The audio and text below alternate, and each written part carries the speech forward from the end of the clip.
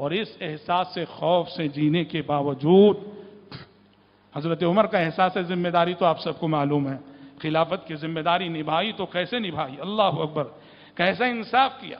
آج تک دنیا ان کے انصاف کی مثال دے رہی ہے، قیامت کی صبح تک ان کے انصاف کی مثال دی جاتی رہے گی، اور اس کے باوجود موت کے وقت یہ عالم ہے، لوگ جب انہیں بشارت دیتے ہیں امیر المومنین خوش ہو جائیے، آپ کی قربانیاں بہت ہیں، آپ کے کارنامے بہت ہیں اور آپ نے بہت کچھ کیا ہے، تو حضرت عمر فرماتے ہیں لوگوں کیا کہہ رہے ہو، میرا احساس تو یہ کہہ رہا ہے کہ اگر روز قیامت یہ اعلان ہو کہ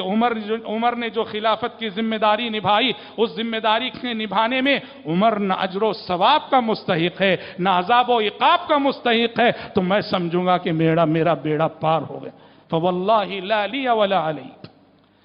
یہ وہ لوگ ہیں جن کے دل زندہ تھے، جن کے دل ایمان سے معمور تھے، جن کے ضمیر ہر آن اور ہر لمحہ زندہ تھے، جن کے دل خوف الہی سے معمور تھے، اور ان کا یہ خوف ان صورتوں میں ظاہر ہوا کرتا تھا، اللہ اکبر۔ یہی عمر، حضرت عمر ایک مرتبہ گزر رہے تھے، ایک گھر سے تلاوت کی آواز آئی، اور ایک شخص اپنے گھر سے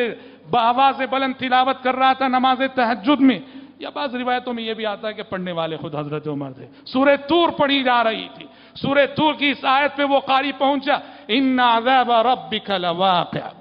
ان عذاب ربک لواقع، تمہارے رب کا عذاب آنے والا ہے، عذاب کی گھڑی یقیناً آنے والی ہے، عذاب کا مرحلہ یقیناً آنے والا ہے۔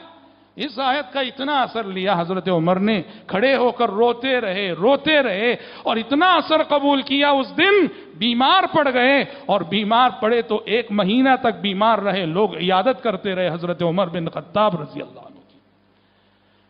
کہاں ہیں ہم لوگ ان سب نمونوں سے؟ کہاں ہیں ہم خوف کے اس معیار سے؟ کہاں ہیں ہم خوف کے اس درجے سے؟